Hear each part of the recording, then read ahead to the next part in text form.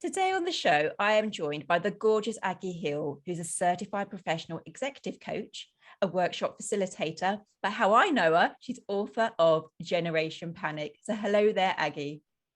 Hi there, Shelley. Thank you so much for having me on. Oh, I'm very excited because I've been reading your book, so thank you for joining me. I'm going to try and keep calm. Yeah, exactly. Well, we both will. Don't worry, we're in it together. Bless you. Now, we have so many different stories come on the show about, overcoming so many things. But I think in life, but particularly the last 18 months, your story is so relatable because I know you're going to share about your story of living with anxiety and panic attacks. And I think we've all had these in the last few months, in the last year. So please share your story and how you've made these positive changes. Well, first of all, I mean, you're completely right. The last 18 months have been unprecedented, and anxiety just seems to be through the roof. It's absolutely everywhere, and everything seems particularly heightened at the moment. So for any of your listeners, you're absolutely not alone, and you've got company. But for me, this started about 8 years ago, and I was working in financial services recruitment, and on paper had many things. I was a director managing 3 teams, a top biller, engaged to be married, tick tick tick tick tick. And behind the scenes I was really struggling, and at the beginning I didn't really know what was happening to me. I hadn't struggled like that before, but it was just all too overwhelming, and out of nowhere I was completely blindsided with a panic attack and just thought, what the hell is happening to me? I honestly don't know what's going on. And so yes, Generation Panic has been born out of that experience, and has led me to where I am today. And I think, like smiling as you said it, because I don't know if it's just like a English thing or it's a global thing, but we have these tick boxes. Like when here in England, when you meet someone, they go, hello, what's your name? What do you do? Are you married? And it is all those tick, tick, tick. And it's so shallow, really. I think it comes out of social awkwardness. But then we have this pressure that we have to tick these blooming boxes that we didn't even want in the first place. And I've seen it so many times where you think, oh, but I've got a job and it pays well. Oh, I've got this job title, so it defines me. And it's so easy, isn't it? To, like you had that curveball just come in because you're not living your truth day to day. Yes, and I think we can get caught into that so easily. Actually, who's defined your version of success? It was what I thought I wanted, and then I remember getting there and being like, oh my God, is this it? Like, is this really what I was going for? And it just wasn't making me happy. And fast forwarding from that initial time, about a year and a half later, I then resigned from my role. I was just like, this is not where I want to be long term, and I'm in a fortunate position to be able to make that jump. I had prepared for it. But I remember the first, week, couple of months after I'd resigned, I was like, I'm just going to take out 6-12 months and work out what's going to make me happy. I remember just being like, oh my God, who's left? Like, I don't even know. I don't know. I just stared at a wall. Like, I couldn't handle that because so much of my identity was wrapped up in all of those things. And then topped with people's disbelief, being like, what, you resigned? You were doing so well. Like, you seem to be so, like, all put together. I was like, God, it just wasn't that. And so that was really interesting dynamic as well. Like, I felt pressure because of other people's reactions. And yeah, that was a very hard, long look in the mirror at that time, for sure. Yeah, and I get that because I resigned from nursing back in 2019. And it is one of those kind of like cool jobs from the outside looking in, and it is sort of like, it does define you. You do feel like the cool kid on the block. So I was like a nurse, but then all my children started primary school. So I was thinking, well, I'm a mum, but I'm not really a stay-at-home mum because I'm not staying home for anyone. And it was those sort of long days, sort of like, I'll do a bit of housework. No, I hate housework. I'm not doing that. Maybe I'll go for a walk. And it's like, where am I walking to? Why? And it does bring stuff up, doesn't it? Yeah, and I think particularly prevalent in parents, and particularly in mums, when you go through that transition of becoming a mum and whatever form that takes, and there's so much judgment, like what people expect you to be doing or how you're working, if at all. And you've got to be pretty strong to stand up to it, or like really believe in what you're doing, or in those moments when you're having to do the housework, feeling like, okay, I'm all right at this, like I'm okay. But yeah, anxiety, I think, is like an undercurrent through it all, and fear really dominates those kind of interactions, or I don't know, even conversations with ourselves. Yeah. So I want to take you back. So you was working, and it looked like you was really successful. I'm sure you were, but it doesn't mean it was for you. So you're there, and then you get sideballed by this emotion. So there's probably people out there today that are listening who are working and thinking they're ticking those boxes. How would they know if they have got anxiety? What would you expect if you are suffering from anxiety?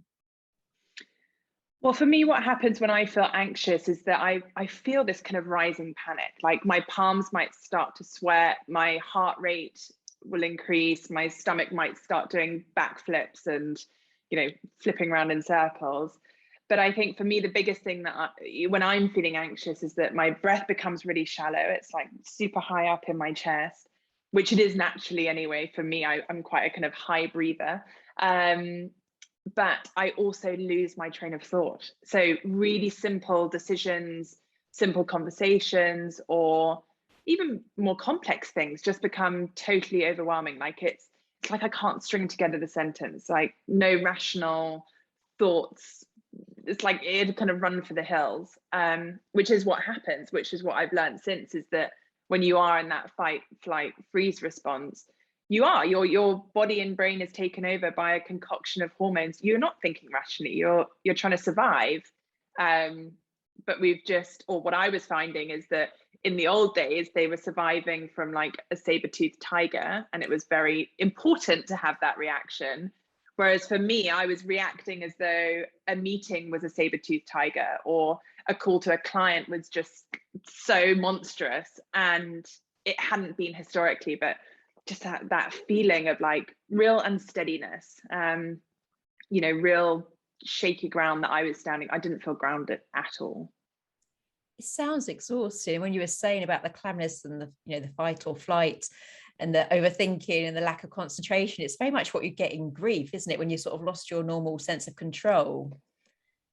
Yeah, absolutely. And that's what it was. It was loss of control. And I think I'd always liked being in control. So then when I didn't have it, and additionally didn't know how to get back to it, I was like, oh my God, where am I left now? I don't even know what to do. Whereas historically, I'd always had this part of the brain that was able to ground myself, that was able to like bring my feet back on the floor. Whereas I remember the first panic attack I had, I was like, oh my God, I can't even do that. I'm like, just completely gone.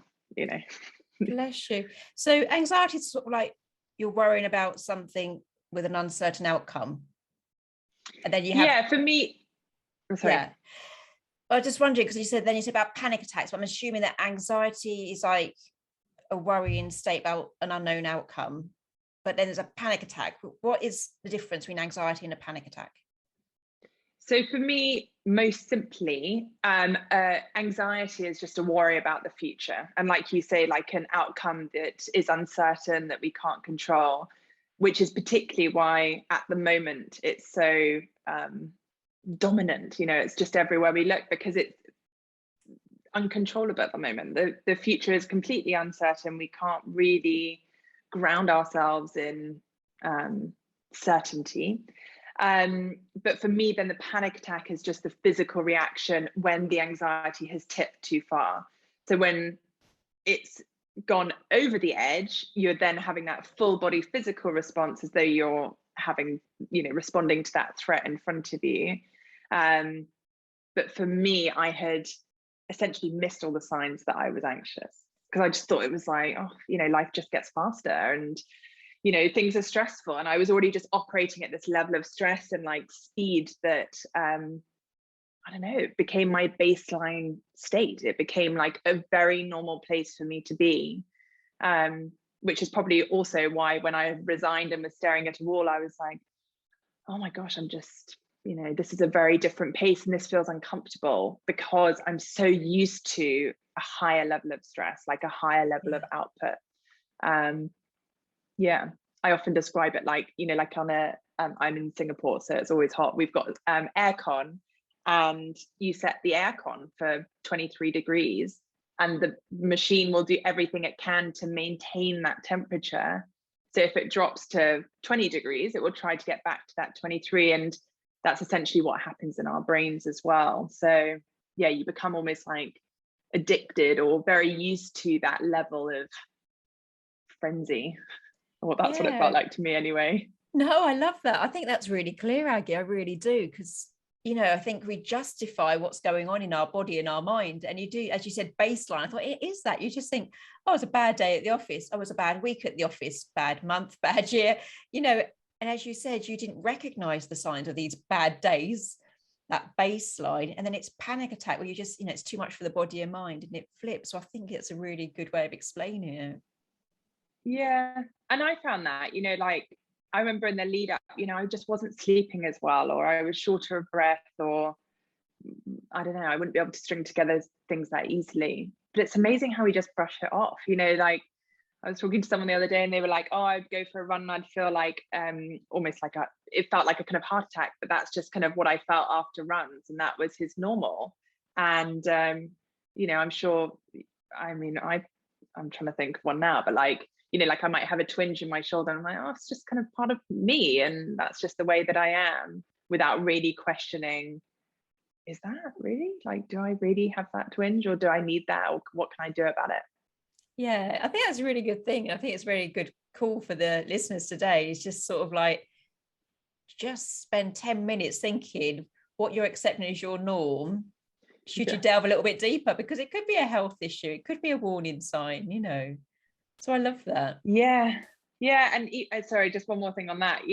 This might sound a bit woo-woo, but even asking your body, like, what are you trying to tell me? Because we brush over these things. And actually, if I had just paused and said, I used to get horrible migraines. And if I was like, okay, body, through this migraine, what are you trying to tell me? I might have got a really interesting answer. I just never even considered that was a question worth asking, or, had the confidence to slow down enough to ask it, I guess. See, now I love that, because I go out for a dog walk every morning. I have got a dog, by the way, just in case people think that was just a random thing. I do have a dog. Yeah. Off you go. It's like Shelley's world. Yeah. I've actually got a dog, which I take for a walk every morning. And I do speak to the universe and say, like, what's my next step today? Show me a sign if I take this path. Show me a sign if I make this decision. And I do. And my body, I sit with it. Because I've had a lot of anger with my body in the last year. I've had real health issues. And I do say, like, what's the lesson in this? Or I sort of tap into it. So it might be woo-woo. I have recently coined the phrase routine, which means every day I have spirituality. So it's part of my daily routine. But do ask your body, I think people will be very surprised by it. Yeah, routine. Shelley's routine, my daily routine. Yeah, my daily routine. But it's always got something to say. It's just whether you've asked it. It's just whether you've asked it. Guarantee if all of your listeners now had said to your, like, okay, took off their cynical hat thing, like, what the heck is this thing that Agi's talking about? But if they said, actually what is going on, I'll tell you, most likely. Yeah, that's your homework for this week, listeners. Yes, exactly. So bless you. I'm reading Generation Panic now, and if you're watching on YouTube, you can see it in the background. I know. I'm so impressed. I should have my copy up behind me as well. Yeah, exactly. It's fabulous, isn't it? It's bright red, like the alarm bells are ringing. I love it. So in there are so many tips and tools. So I'm smiling as I ask this on the show. But what tips and tools did you use to overcome the anxiety? Great question. So the book is 47 different chapters with over 100 different techniques. So like even just that one we've mentioned of asking your body is just one like tiny little nugget. And that's almost, obviously I'm biased, but like the beauty of the book is that there's so much range. So if the listeners are listening like, oh my God, that's a completely crazy question, I would never do that, it sounds stupid, it doesn't resonate, that's totally fine. There's a whole other host of things to choose from. And what I found is that it would change. So even today, if I'm facing something that maybe is making me feel on the back foot in some way, like a big client pitch or a big workshop to a whole host of people that I haven't met before, or whatever it might be, then I'll dip back in and be like, what's most appropriate for me now? And I can basically like mix and match and kind of apply that to whatever situation I'm in. However, I'm just very conscious that I haven't answered your question, but no, I think you have, because I was going to ask, because you've got so many. What I love about it is that it reminds me of how I structured my first book, Positive Change and Self-Kick book, where there are so many different chapters and tools in it. And I was going to ask, with your book, I know we talk about routine, our daily routine, but can you flick through intuitively onto a page, like, what do I need to try today?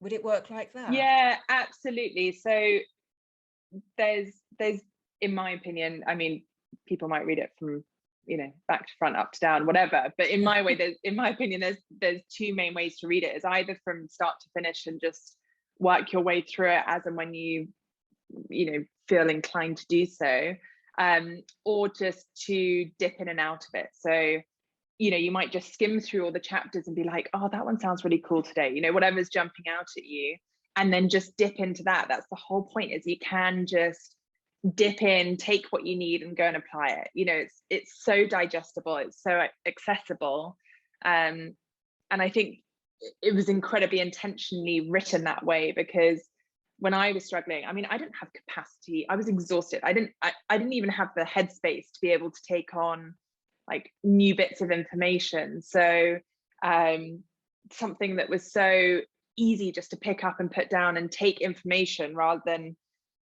350 pages on like one technique, and I was like, oh, that technique doesn't even resonate with me, and like now I feel even worse. So yes, that's the beauty, is that for someone who's really struggling or up against it, or time short, or, you know, attention's short, then they can just go in and be like, oh, that bit sounds cool, let me go and try it and see how I get on.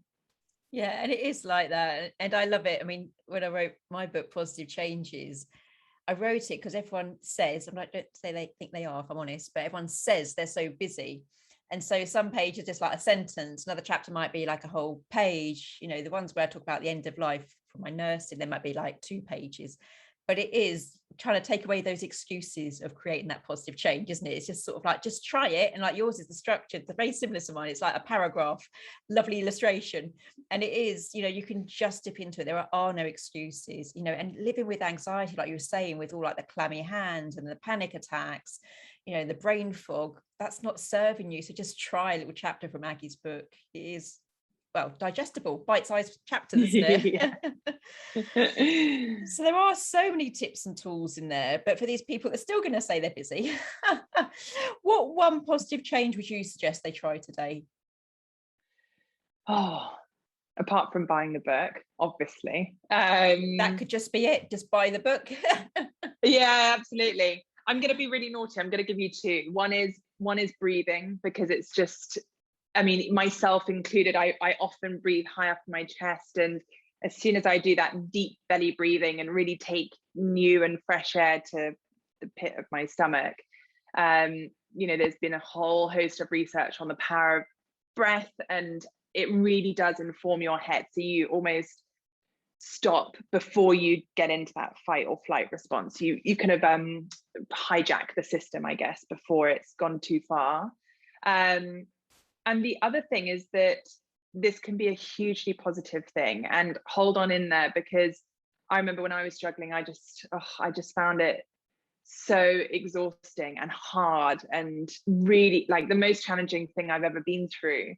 But that's really become like the most powerful part of me now. It's like given me a whole level of compassion I never had before, and yeah, I've just learned so much from that. So be hopeful. Like I love that, you know, whenever there's the sun's always behind the clouds. It'll come out again, so stick with it. You've got it. I love that. The sun is always behind the clouds. So your one positive change would be buy the book, breath work, Yeah. and be hopeful. I mean, I can't pick. There's just too many. I mean, and it would change tomorrow. If we chatted again tomorrow, I'd be like, oh, pick these 2 things or 3 things, whatever. And it is that's what I love about your book, because it has all those different tools. And as you say, if it doesn't resonate, go to the next one, flick through the pages, but find something. Which brings us to today's amazing freebie. So we've been talking for a while now, and it is a fabulous book and it can make a difference. So we are going to be over on our Instagram pages to give away a free copy of the book to a listener today who really needs it or thinks they need it. So what's your Instagram handle, so I don't spell it wrong? Yeah, exactly. So I'm under Agi, AGIHEALE.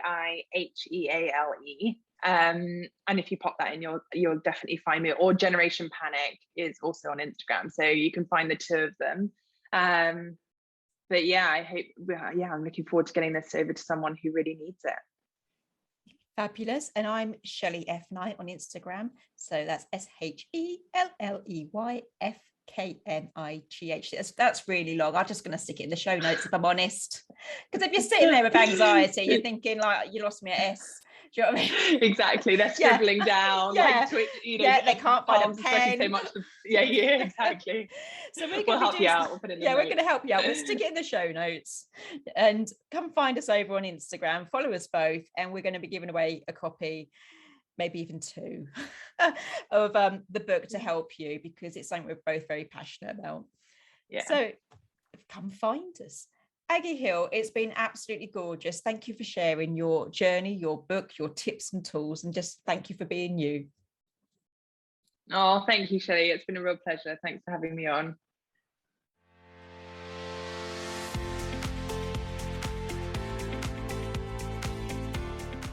If you enjoyed today's episode, please make sure you subscribe and leave a positive review. If you would like to create your own positive changes, you can buy Positive Changes, a self-kick book from all online book retailers or from ShelleyFKnight.com. If you need a dollop of positivity until the next episode, come like and follow us over on Facebook at Shelley F Knight, Life Goes On. As always, I've been Shelley F Knight and you've been amazing.